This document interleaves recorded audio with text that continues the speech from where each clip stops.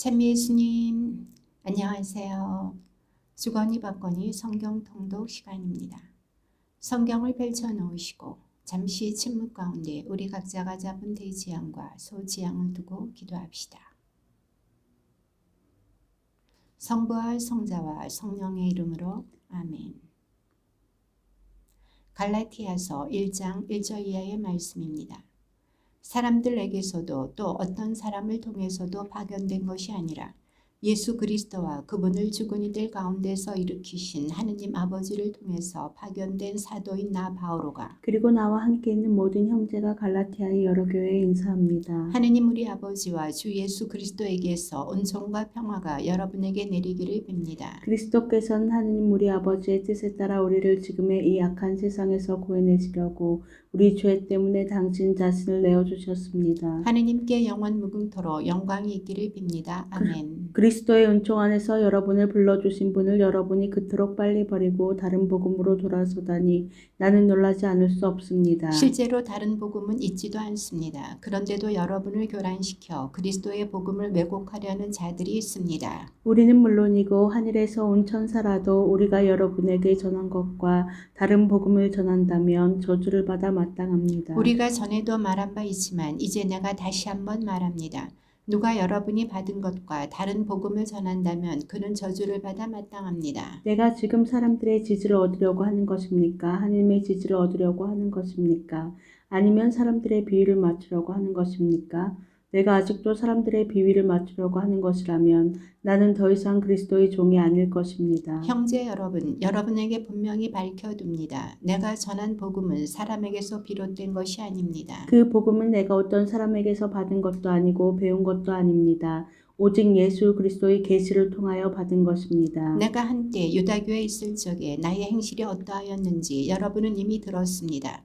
나는 하느님의 교회를 몹시 박해하며 아예 없애버리려고 하였습니다. 유다교를 신봉하는 일에서도 동족인 내 또래의 많은 사람들보다 앞서 있었고 내 조상들의 전통을 지키는 일에도 훨씬 더 열심이었습니다. 그러나 어머니 뱃속에 있을 때부터 나를 따로 뽑으시어 당신의 은총으로 부르신 하느님께서 기꺼이 마음을 정하시어 내가 당신의 아드님을 다른 민족들에게 전할 수 있도록 그분을 내 안에 계시해 주셨습니다. 그때 나는 어떤 한 사람과도 바로 상의하지 않았습니다. 나보다 먼저 사도가 된 이들을 찾아 예루살렘에 올라가지도 않았습니다.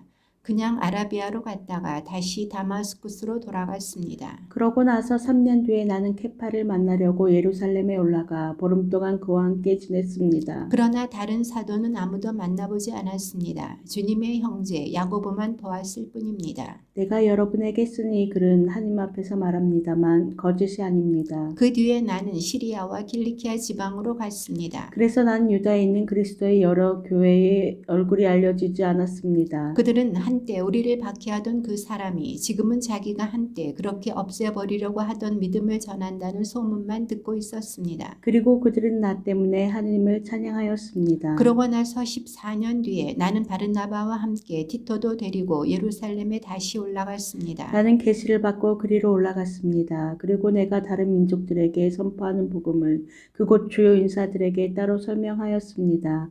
내가 지금 하고 있는 일이나 전에 한 일이 허사가 되지 않게 하려는 것이었습니다. 나와 함께 있던 티토는 그리스 사람이었는데도 할례를 강요받지 않았습니다. 몰래 들어온 거짓 형제들 때문에 문제가 있기는 하였습니다. 그들은 우리를 다시 종으로 만들기 위하여 우리가 그리스도 예수님 안에서 누리는 자유를 엿보려고 몰래 들어온 자들입니다. 그러나 복음의 진리가 여러분과 함께 길이 머물도록 하려고 우리는 그들에게 잠시도 양보하지 않았습니다. 주요하다는 그 인사들 쪽에서는 그들이 한때 어떤 사람들이었든지 나에게는 아무 상관도 없습니다. 하느님께서는 사람을 차별하지 않으십니다. 그 주요 인사들은 나에게 아무것도 따로 부과하지 않았습니다. 그들은 오히려 베드로가 할례받은 이들에게 복음을 전하는 일을 위임받았듯이 내가 할례받지 않은 이들에게 복음을 전하는 일을 위임받았다는 사실을 알게 되었습니다. 할례받은 이들을 위하여 베드로에게 사도직을 수행하게 해주신 분께서 나에게도 다른 민족들을 위한 사도직을 수행하게 해주셨기 때문입니다. 그리고 교회의 기둥으로 여겨지는 야고보와 케파와 요한은 하느님께서 나에게 베푸신 은총을 인정하고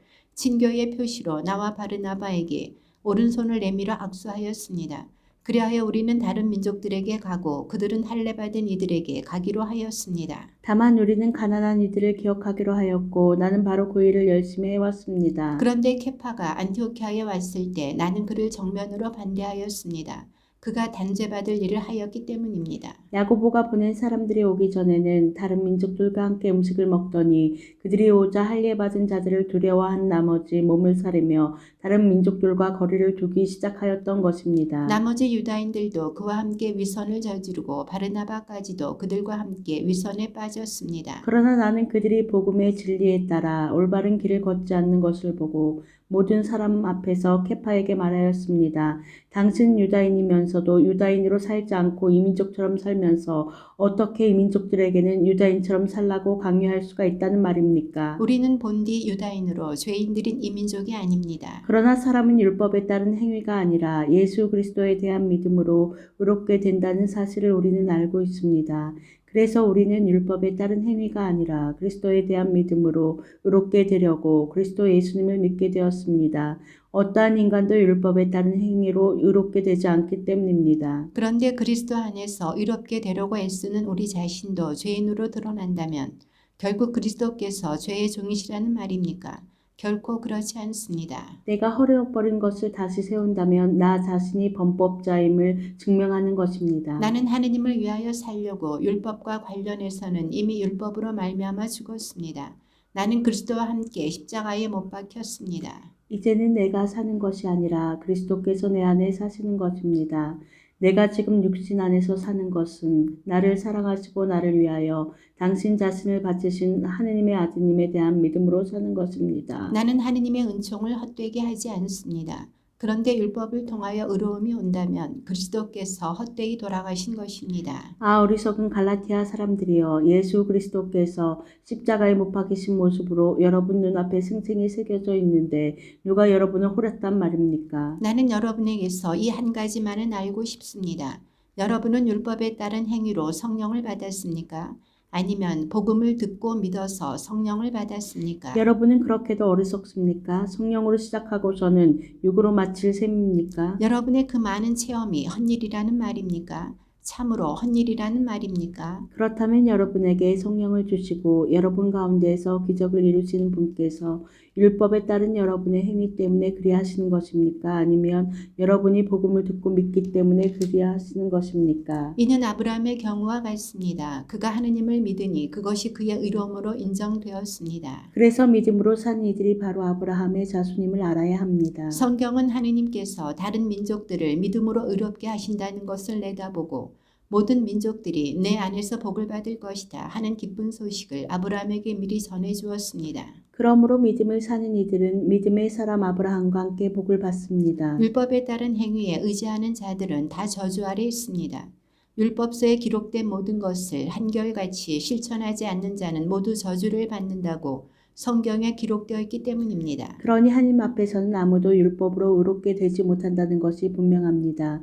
의로운 이는 믿음으로 살 것이다 하였기 때문입니다. 율법은 믿음과는 관련이 없습니다. 그 규정들을 실천하는 이는 그것들로 살 따름입니다. 그리스도께서는 우리를 위하여 스스로 저주받은 몸이 되시어 우리를 율법의 저주에서 속량해 주셨습니다. 성경에 나무에 매달린 사람은 모두 저주받은 자다라고 기록되어 있기 때문입니다. 그리하여 아브라함에게 약속된 복이 그리스도 예수님 안에서 다른 민족들에게 이르러 우리가 약속된 성령을 믿음으로 받게 되었습니다. 형제 여러분, 내가 인간의 관례에 따라 이야기해 보겠습니다. 한 사람의 유언도 옳게 작성된 것이면 아무도 폐기하거나 무엇을 첨가할 수가 없습니다. 하느님께서 아브라함과 그의 후손에게 약속을 해 주셨습니다.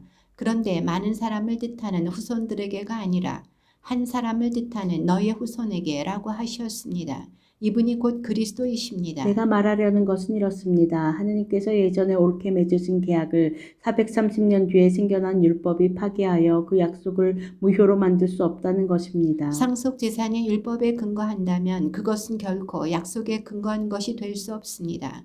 그러나 하느님께서는 그것을 약속에 따라 아브라함에게 은혜로이 주셨습니다. 그렇다면 율법은 무엇을 위한 것입니까? 약속을 받은 그 후손이 오실 때까지 사람들의 범법 때문에 덧붙여진 것입니다.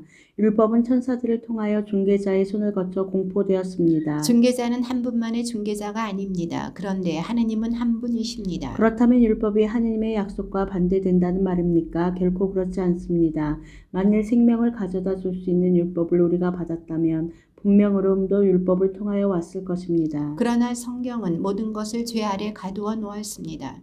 그리하여 예수 그리스도에 대한 믿음을 통하여 믿는 이들이 약속을 받게 되었습니다. 믿음이 오기 전에는 우리가 율법 아래 갇혀 믿음이 계시될 때까지 율법의 감시를 받아왔습니다. 그리하여 율법은 우리가 믿음으로 의롭게 되도록 그리스도께서 오실 때까지 우리의 감시자 노릇을 하였습니다. 그러나 믿음이 온 뒤로 우리는 더 이상 감시자 아래에 있지 않습니다. 여러분은 모두 그리스도 예수님 안에서 믿음으로 하느님의 자녀가 되었습니다. 그리스도와 하나 되는 세례를 받은 여러분은 다 그리스도를 입었습니다. 그래서 유다인도 그리스인도 없고 종도 자유인도 없으며 남자도 여자도 없습니다. 여러분은 모두 그리스도 예수님 안에서 하나입니다. 여러분이 그리스도께 속한다면 여러분이야말로 아브라함의 후손이며 약속에 따른 상속자입니다. 내가 말하려는 것은 이렇습니다. 상속자는 모든 것의 주인이면서도 어린아이일 때에는 종과 다를 것이 없습니다. 아버지가 정해놓은 기한까지는 후견인과 관리인 아래에 있습니다. 이처럼 우리도 어린아이였을 때에는 이 세상의 정령들 아래에서 종살이를 하였습니다. 그러나 때가 차자 하느님께서 당신의 아드님을 보내시어 여인에게서 태어나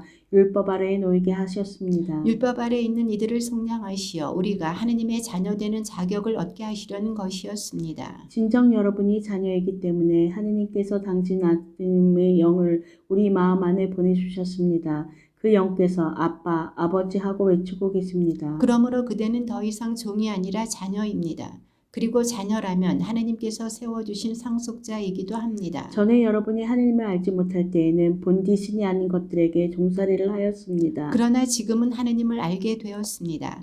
아니, 하느님께서 여러분을 알아주셨습니다. 그런데 여러분은 어떻게 그 약하고 초라한 정령들에게 돌아갈 수가 있습니까? 그것들에게 다시 종살이를 하고 싶다는 말입니까? 여러분은 날과 달과 절기와 해를 잘도 지킵니다. 내가 여러분을 위하여 애쓴 것이 헛일이 되지 않을까 두렵습니다. 형제 여러분, 내가 여러분에게 간청합니다. 내가 여러분과 같이 되었으니 여러분도 나와 같이 되십시오. 여러분은 나에게 잘못한 적이 없습니다. 여러분도 알다시피 나는 육신의 병이 계기가 되어 여러분에게 처음으로 복음을 전하게 되었습니다. 그때의 내 육신의 상태가 여러분에게는 하나의 시련이었지만 여러분은 나를 업신여기지도 않았고 역겨워하지도 않았습니다. 오히려 나를 하느님의 천사처럼 그리스도 예수님처럼 받아들였습니다. 그런데 행복을 느끼던 여러분의 그 마음은 어디로 갔습니까? 내가 장담하건대 여러분은 할 수만 있다면 눈이라도 뽑아 나에게 주었을 것입니다. 그런데 이제 내가 여러분에게 진리를 말한다고 해서 여러분의 원수가 되었다는 말입니까? 그들은 여러분에게 열성을 기울이고 있지만 좋은 뜻으로 하는 것이 아닙니다. 오히려 여러분을 따로 떼어놓아 여러분이 자기들에게만 열성을 기울이게 하려는 것입니다. 남들이 좋은 뜻으로 열성을 기울여주는 것은 언제나 좋은 일입니다. 내가 여러분과 함께 있을 때에만 그런 것이 아닙니다. 나의 자녀 여러분, 그리스도께서 여러분 안의 모습을 갖추실 때까지 나는 다시 산고를 겪고 있습니다. 내가 지금 여러분과 함께 있으면서 다른 어조로 말할 수 있다면 참 좋겠습니다. 나는 여러분의 일을 어찌해야 할지 모르겠습니다. 율법 아래 있기를 바라는 여러분, 나에게 말해 보십시오. 여러분은 율법이 말하는 것을 듣지 못합니까? 아브라함에게 두 아들이 있었는데 하나는 여종에게서 낳고 하나는 자유인 몸인 부인에게서 낳았다고 기록되어 있습니다. 그런데 여종에게서 난 아들은 육에 따라 태어났고 자유의 몸인 부인에게서 난 아들은 약속의 결과로 태어났습니다. 여기에는 우의적인 뜻이 있습니다. 이 여자들은 두 계약을 가리킵니다. 하나는 시나이 산에서 나온 여자로 종살이할 자식을 낳는데 바로 하가르입니다. 하가르는 아라비아에 있는 시나이 산을 가리키는데 지금의 예루살렘에 해당합니다.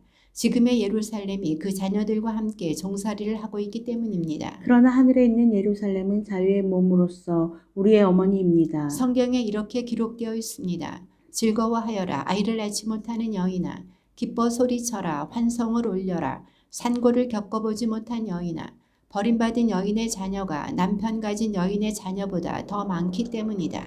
형제 여러분, 여러분은 이삭과 같이 약속의 자녀입니다. 그러나 그때에 육에 따라 태어난 아들이 성령에 따라 태어난 아들을 박해한 것처럼 지금도 그렇습니다. 그런데 성경은 무엇이라고 말합니까? 여종과 그 아들을 내쫓아라. 여종의 자식이 자유의 몸인 부인의 아들과 함께 상속을 받을 수는 없다 하였습니다. 그러므로 형제 여러분, 우리는 여종의 자녀가 아니라 자유의 몸인 부인의 자녀입니다. 그리스도께서는 우리를 자유롭게 하시려고 해방시켜 주셨습니다.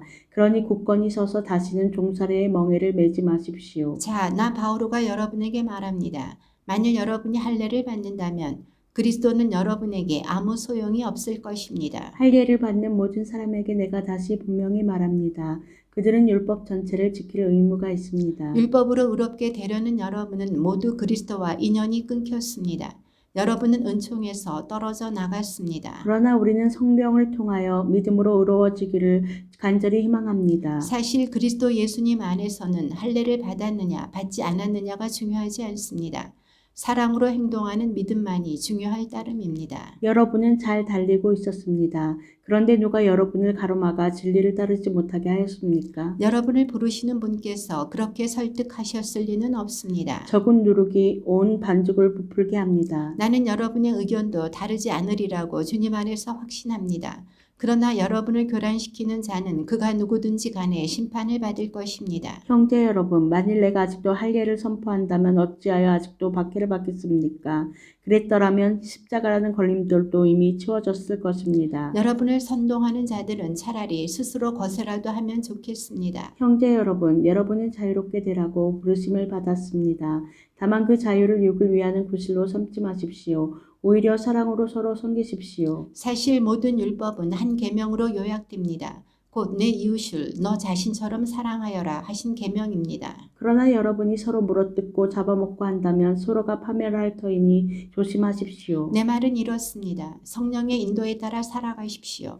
그러면 육의 욕망을 채우지 않게 될 것입니다. 육이 욕망하는 것은 성령을 거스르고 성령께서 바라시는 것은 육을 거스릅니다. 이 둘은 서로 반대되기 때문에 여러분은 자기가 원하는 것을 할 수 없게 됩니다. 그러나 여러분이 성령의 인도를 받으면 율법 아래 있는 것이 아닙니다. 육의 행실은 자명합니다. 그것은 곧 불륜, 더러움, 방탕, 우상 숭배, 마술, 적개심, 분쟁, 시기, 격분, 이기심, 분열, 분파, 질투, 만취에 흥청대는 술판, 그 밖에 이와 비슷한 것들입니다. 내가 여러분에게 이미 경고한 그대로 이제 다시 경고합니다. 이런 짓을 저지르는 자들은 하느님의 나라를 차지하지 못할 것입니다. 그러나 성령의 열매는 사랑, 기쁨, 평화, 인내, 호의, 선의, 성실. 온유, 절제입니다. 이러한 것들을 막는 법은 없습니다. 그리스도 예수님께 속한 이들은 자기 육을 그 욕정과 욕망과 함께 십자가에 못 박았습니다. 우리는 성령으로 사는 사람들이므로 성령을 따라갑시다. 잘난 체 하지 말고 서로 시비하지 말고 서로 시기하지 맙시다.